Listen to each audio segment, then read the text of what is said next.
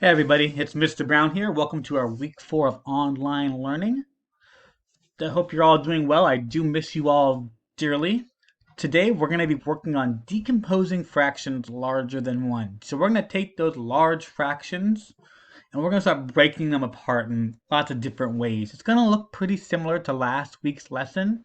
So if you're kind of confused on that one, let me know and I'll help you out. Okay, let's get started. Let's do this. Dun, dun, dun, dun, dun, dun, dun.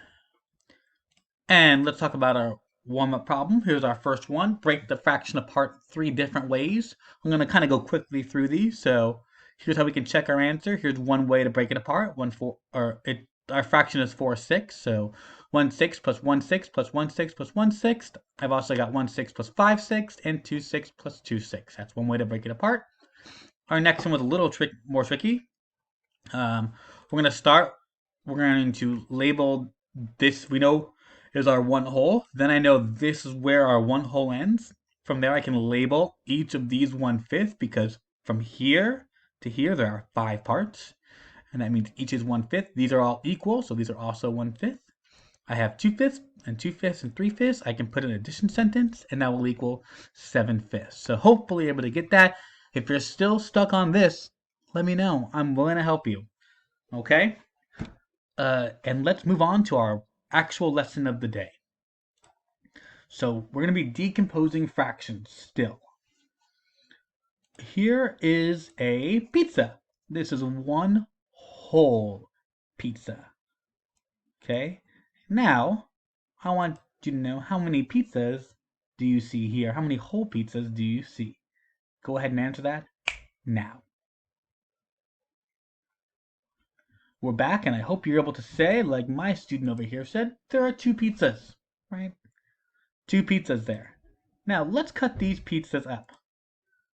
There's my little pizza cutter. It's going through, it's cutting these up. Great. I want to know what is the unit fraction of each pizza. So for one whole pizza, what does it cut into? Go ahead and answer that now.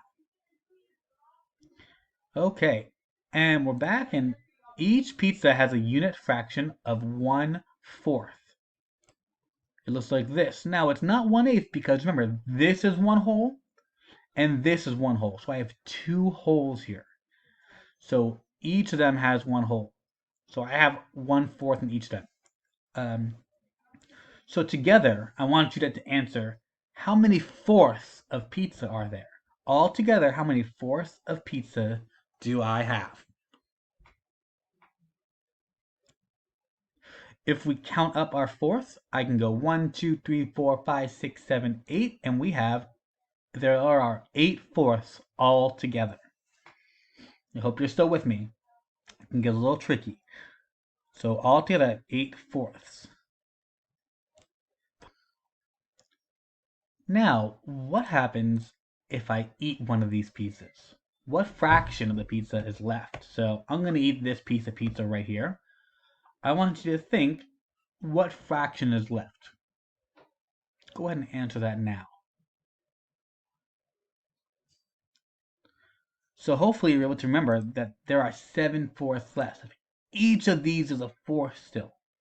Remember, they're not eighths because I have 2 different holes. So I have 7 fourths of pizza left. Let's see if we can, here's one addition sentence to show 7 fourths. So 7 fourths equals, well, I have 3 fourths here. I have 3 fourths here. I have another 2 fourths there. And I have 2 more fourths here. So I could say 3 fourths plus 2 fourths plus 2 fourths is 7 fourths. That's one way to show it. Here's another way.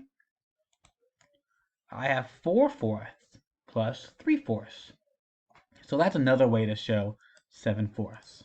Put that in the corner there. Now I want you to see if you can make a new addition problem for this picture. Okay, take a little bit. Do not make the same sentences I had up here, but go ahead and work on that now. Okay, and we're back. Let's look. This is my example. Yours might look the same. It might look a little different depending on how you did it. So I did 1/4 plus 1/4 plus 1/4 plus 2/4 plus 2/4 equals 7/4.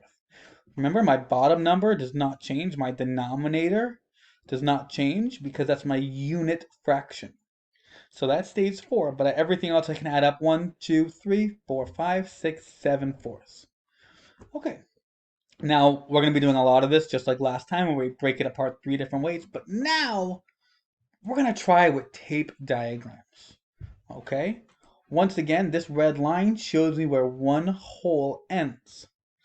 So I know my unit fraction, it's like if I pretend to cover these last two up, my unit fraction is just going to be based on these. So what is the unit fraction? What is the fraction for each part? Go ahead and answer that now. Well, let's see. Do I have any hands in the air? Oh, there is a person who thinks she knows the answer. She says each part is 1/3, and she's 100% right. So each of these are 1/3. Now, what fraction does the picture show? If I have all these 1/3s, what fraction does it show? Well, I can count it. It shows 5/3. 1/3, 2/3, 3/3, 4/3, 5/3. So I have 5/3 right here.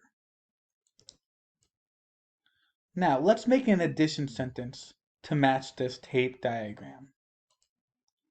So 5/3 equals what? Let's think. Well, I have... Sorry, that noise is Molly, my little puppy. She wants all my attention, and she's getting a little sad that I'm working right now. I'm sorry, big puppy. Anyway, so I want to break this fraction apart a few different ways to see if I can make an addition sentence. So here's one way I can break it apart by saying 2/3 and 3/3.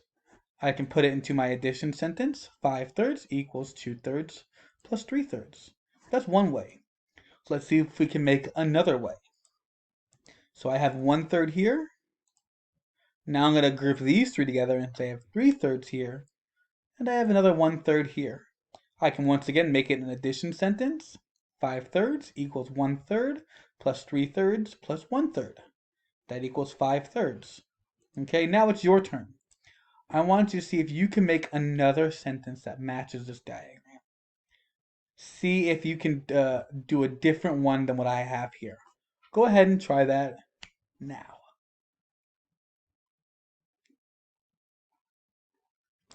Okay, we're back. So, this is one example. I have 4/3 plus 1/3. That's a really easy way to say 5/3. Okay, remember my bottom number doesn't change, just my top number. So here are my three examples. Now it's going to be your turn on your own. You're going to label the parts of the fraction just like I did. Draw a red line where one whole ends, and then write 3 different addition sentences that match. So remember, I'm just leaving them blank for you so you can see. But there's my answer, and then at the bottom here, you're going to see I left these all blank, so you can tell me what the fraction is. Okay, that's it. We're all done for this week. Good luck, and let me know if you need anything. You are all amazing.